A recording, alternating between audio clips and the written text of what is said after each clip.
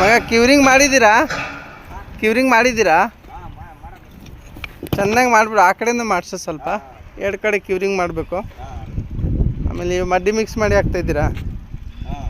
ಆ ಕಡೆಯಿಂದ ಎಲ್ಲ ಇದೆಲ್ಲ ಎಲ್ಲ ಶಿಫ್ಟ್ ಮಾಡಿ ಎಲ್ಲ ಹಾಕ್ಬಿಡಿ. ಇವತ್ತಾಗತ್ತಾ? ಇನ್ನೊಂದು 1 ವಾರ ಆಗತ್ತೆ. ಏಯ್ ಬೇಗ ಮಾಡಬೇಕಲ್ಲ.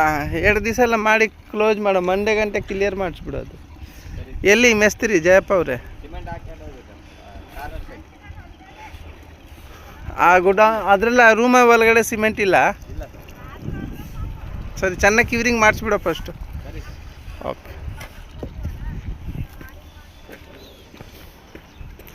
अभी हम साइट पे आए हुए हैं विजिट करने के लिए। लड़का लोग काम कर रहे हैं, शनिवार है तो सबसे पहले क्यूरिंग करते हैं, उसके बाद सीमेंट मिक्स करता है लोग, बाद में काम होता है।